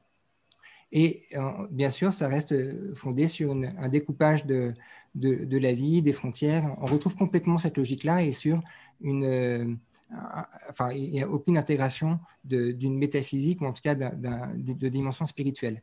Et donc, on arrive à ce constat-là que finalement, le premier objectif du management, c'est bien notre soumission aussi libre que possible à une réalité, à un monde social imaginaire qui est de plus en plus coupé de la réalité. Et ce faisant, comme on est de plus en plus coupé de la réalité et comme c'est le prix social à payer pour survivre dans notre société, par la même, de manière logique, on se coupe de plus en plus de notre capacité à comprendre ce qui se passe, puisque c'est notre prix à rentrer. C'est le prix pour survivre dans nos sociétés. Et donc, on fait comme si, sur dans plein de situations, on fait comme si tout allait bien, ou comme si on ne voyait pas, ou comme si on n'en pense pas moins, mais voilà, on est pris par ces enjeux-là. Et puis les mécanismes de managériaux exercent une emprise psychique de plus en plus fine, qui atteignent et mettent en danger la psyché de manière de plus en plus forte et de plus en plus préoccupante. C'est le retournement de la science contre l'intimité de l'homme. Ça provoque des clivages, ça favorise les comportements pervers. Donc voilà, c'est pas du tout neutre. Et tout ça pour l'objectif de l'augmentation de la richesse des nations, qui est devenu un impératif de croissance qui aujourd'hui est de moins en moins atteignable, on s'en rend compte. Et tout ça pour produire et consommer, mais finalement beaucoup plus fondamentalement pour maintenir une organisation sociale de répartition des ressources et des richesses et du pouvoir. En tant que tel, c'est ni bien ni mal. Je ne suis pas en train de dire que notre organisation est mal. Je suis en train de dire qu'il y a un lien et que c'est la manière dont on s'est organisé et que peut-être on peut se poser des questions pour trouver des alternatives ou d'autres manières de fonctionner. Et j'ai presque fini. On finisse à moins le quart, ça serait bien voilà, qu'on puisse libérer l'échange, la place de l'échange. Promis, j'ai quasiment fini. De fait, on est centré sur cette production-consommation, donc qui produit malaise et souffrance au travail donc ça, c'est pour le volet production. Et puis, au niveau de la consommation, finalement, on n'a jamais eu autant de biens avec un prix écologique de plus en plus tangible. Je prends juste 2 photos parlantes, mais on a plein d'autres images en tête. Tout ça, on peut se demander, mais à quoi bon? Pourquoi faisons-nous ça? Et finalement, j'ai l'impression qu'on retrouve ce sentiment de manque et de peur. C'est-à-dire que par peur, on n'arrive pas à sortir de notre système parce qu'on a peur d'aller ailleurs. On a complètement refoulé notre peur. Et donc, de se dire que finalement, il faudrait changer de système, c'est changer tous nos modes de croyance, c'est changer notre identité, c'est changer notre rapport aux autres, c'est aussi se rendre coupable, c'est réaliser que nous sommes coupables de beaucoup de choses.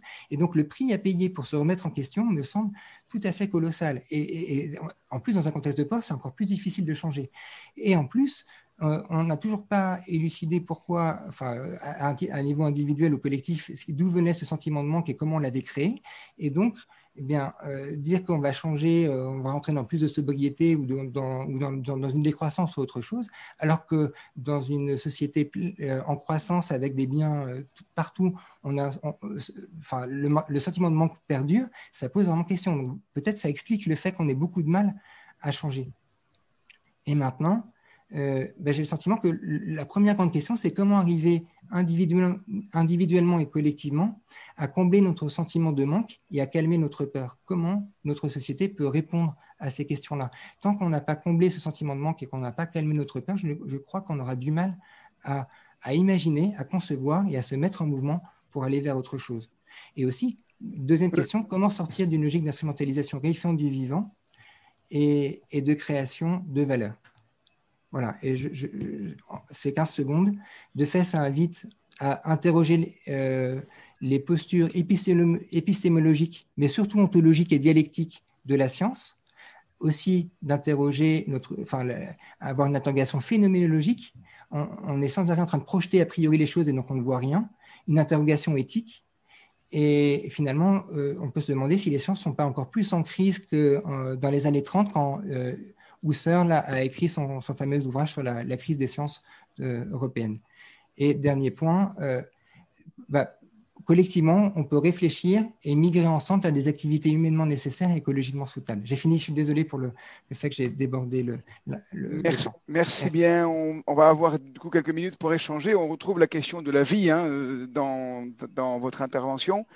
À vous, mesdames et messieurs, pour réagir à la présentation de Mathias. Merci Mathias, c'est vaste et problématisé pour le coup. Donc, pour réagir à l'intervention de Mathias, dans l'horizon des interventions de Jean-Pierre Lecafre et de Roger Comel, mesdames et messieurs, la parole est à vous.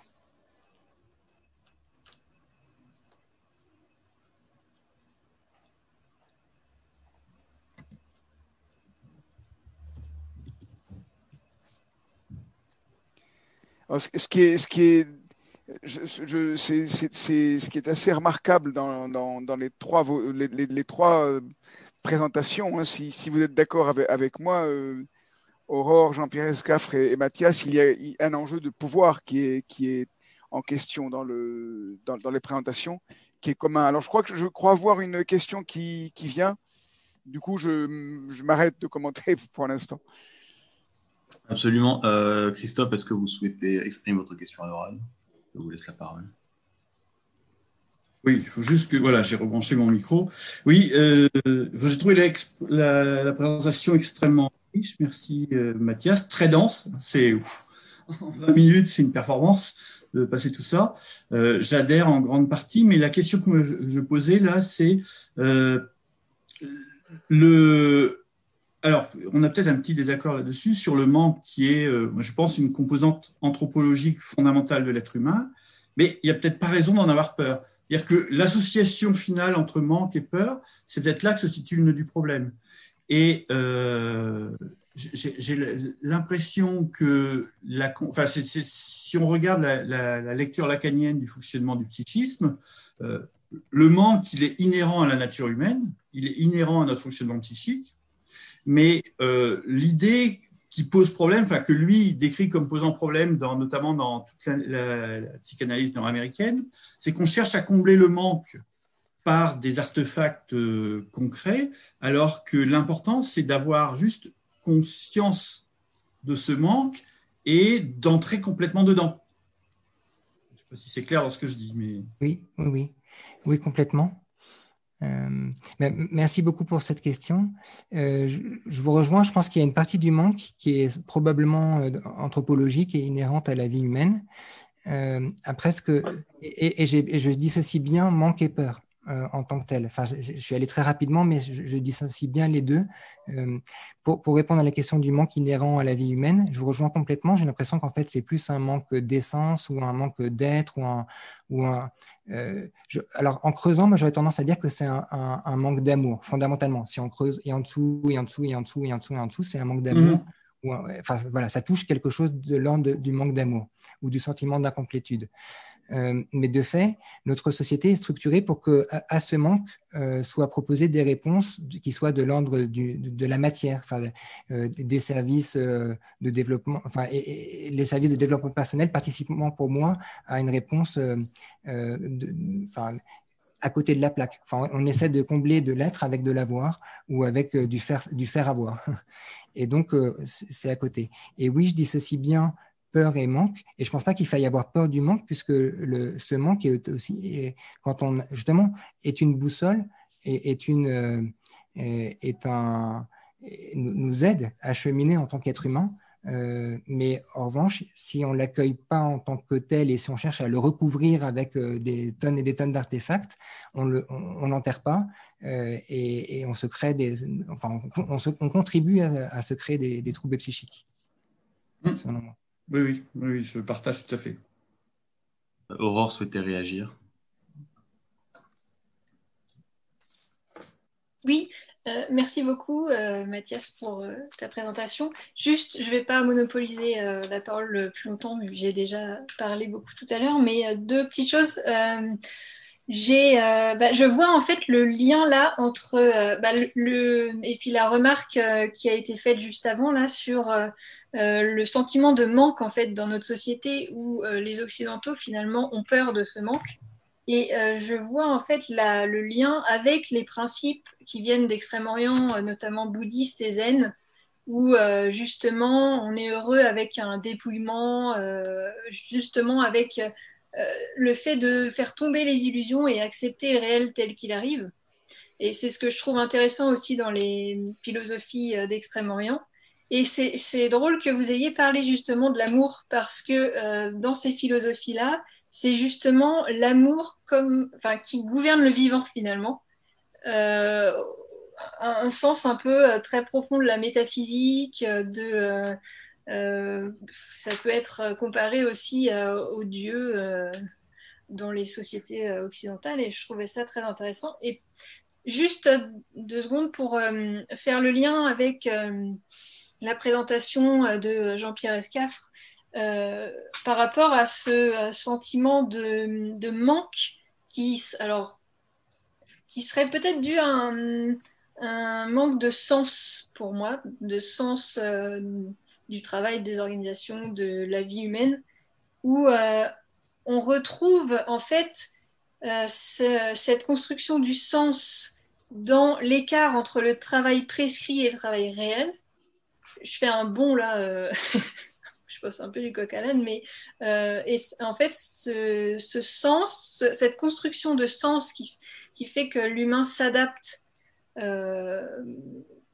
et finalement peut être plus ou moins autonome et dépendant par rapport aux situations. Et pour moi, je fais ce lien-là. Je ne sais pas si c'est pertinent, mais en tout cas, merci pour vos présentations. Merci Aurore. Jean-Pierre, voulez-vous réagir à ce que Aurore vient de dire? Oui, je veux bien.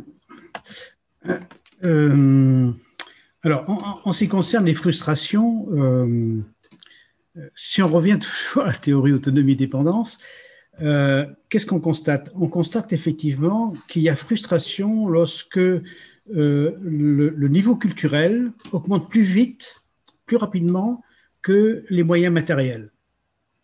Pourquoi? Parce que ça met en conscience des manques. En sens inverse, il peut y avoir effectivement une augmentation des moyens plus rapide que les moyens culturels, c'est ce qu'on appelle les nouveaux riches. Voilà. Alors, mais c'est pas la question que je voulais poser, c'est pensez-vous, Mathias, que ce que vous dites est général? C'est-à-dire quand même, il existe des réactions qui sont aujourd'hui très fortes partout. Les rapports de force sont certes insuffisants, mais il y a partout des réactions plus ou moins violentes, etc. L'autre jour, devant une entreprise industrielle, j'ai vu des syndicats en train de distribuer des tracts qui disaient « mais l'usine devrait être à nous. C'est nous qui travaillons. On serait plus capable qu'eux de gérer. » Vous voyez à quel point les réactions sont fortes. Donc, je ne suis pas sûr qu'il y a une généralisation de cette impression, disons, de pression sur nous. Alors, je propose, Mathias, que vous répondiez à la question de Jean-Pierre Caffre et que ça représente le dernier moment de notre atelier. On a un petit peu dépassé le temps qui nous était imparti et ça fera une conclusion sur le fond d'un dialogue. Alors, allez, Mathias, à vous. Alors, pour répondre dans un tout premier temps, Aurore, oui, j'ai bien vu le lien avec le manque de sens, avec la distinction le décalage entre travail prescrit, travail réel.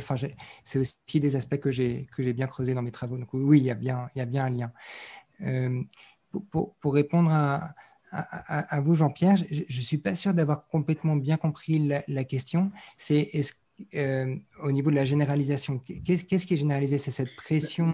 Vous donniez l'impression dans vos écrits que ça semblait être général, c'est-à-dire que les lois entre guillemets que vous décrivez semblent générales pour l'ensemble de la population, d'une population donnée. Ça me paraît pas tout à fait exact. C'est ça que je voulais dire. Oui. Alors, parce que surtout vous employez le terme on. Oui, bien sûr. Oui, je vous en prie. Alors, j'ai aucune velléité de proposer la moindre loi générale. Je ne suis pas du tout dans ces épistémologies-là. En fait, je cherche surtout à amener des points d'interrogation, des points de saillie pour nous aider individuellement et collectivement à réfléchir. De ce point de vue-là, ce que je propose n'est pas un modèle et n'a pas vocation à être ni particulier ni général, mais surtout à nous amener à réfléchir. Donc, est-ce que ce que je dis est juste? C'est sûr que non, mais est-ce qu'il nous amène à réfléchir et à cheminer individuellement et collectivement? Je l'espère. Je ne sais pas si ça répond à votre question, mais en tout cas, oui, allez-y. Pardon, Mathias, je tirerai volontiers profit de ce que vous dites maintenant pour formuler autrement. Je ne sais pas si, Jean-Pierre, c'était votre cas. Je vais plaisanter avec une grande bienveillance, Mathias, mais à la fin de votre intervention, j'avais le moral à plat parce que je me disais que si c'est vrai, c'est la catastrophe. Et ce que je crois à quoi Jean-Pierre Escaffre vous faites allusion, c'est une résignation générale. Oui, c'est tout à fait, voilà. C'est tout à fait ça, oui. Okay, et merci. Vous dites, mais non, il y a des réactions partout. Alors moi, j'espère vivement, Mathias, que vous avez tort Mais l'ennui, c'est que vous m'avez convaincu beaucoup. Donc ça, je suis très embêté. Et en revanche, on peut garder espoir parce que quand Aurore dit « je fais un bond », et qu'elle parle du rapport entre travail prescrit et travail réel, en disant « mais au fond, je fais un bond », mais on peut dire « en fait, tout se joue à tous les niveaux ». Et là, on retrouve peut-être la problématisation, la tension en termes d'autonomie et de dépendance, parce que tout se joue au niveau microscopique de nos interactions personnelles. Et on est peut-être beaucoup plus libre qu'on croit. Alors, j'évite d'employer le mot libre dans l'horizon de la discussion avec Jean-Pierre tout à l'heure. Mais on est peut-être parfois beaucoup plus capable d'indépendance que ce qu'on suppose, et ce que l'on croit nous enferme. Et Aurore, dans sa thèse, je fais la confidence, j'étais à votre soutenance, Aurore, dans votre jury, mais vous avez magistralement montré que les personnes dont vous parlez dans l'hôtellerie jouent de la situation et jouent de manière à se sauver elles-mêmes. Et ce que vous avez montré, à mon souvenir, de manière assez magistrale, c'est que ça aide l'organisation aussi. Et donc, l'écart entre le prescrit et le réel, qu'on peut renvoyer, Jean-Pierre, à ce que vous évoquiez en disant il n'y a pas de théorie des organisations qui épuise le réel. On est toujours à côté, et donc il faut travailler en termes de rapport d'autonomie et de dépendance. Cet écart-là, il est salvateur. Et peut-être qu'il permet de nous laisser penser, heureusement que Mathias a tort, je plaisante Mathias bien sûr, parce que vous êtes très convaincant, mais a tort quand il dit on se résigne. C'est pas si sûr que ça. Et je crois que si ce que j'évoque ne manifeste pas de malentendu par rapport à chacune des interventions, mesdames et messieurs, il y a de l'espoir, quand bien même tous les trois, vous avez, je crois, apporté une matière malheureusement excellente, ou tour à tour, hein, malheureusement par rapport à la souffrance au travail, etc., mais excellente pour problématiser les questions d'une véritable indépendance, comme vous l'avez défini, Jean-Pierre, hein, la capacité de penser par soi-même dans un monde qui n'est pas simple. Il n'y a pas de doute, c'est un monde qui n'est pas simple du tout. Je propose qu'on s'arrête là, mais nous allons continuer les échanges pendant 2 jours. Merci infiniment à tous trois de vos interventions et donc de votre engagement dans le congrès. Un 8e congrès qui pose une question essentielle, hein, pourquoi philosopher en sciences de gestion? Vous avez déjà répondu, pour ne pas souffrir, pour y être indépendant autant que possible, pour y trouver du sens de manière ouverte et non résignée. C'est peut-être ça qu'on peut retenir à grands traits de vos interventions. Merci beaucoup à chacune et chacun. Merci aux participantes et participants qui nous ont rejoints. Très bonne soirée. Bon repos parce que demain, ça ne chômera pas et après-demain non plus. Donc, bon rythme entre repos et travail. Bonsoir à toutes et tous.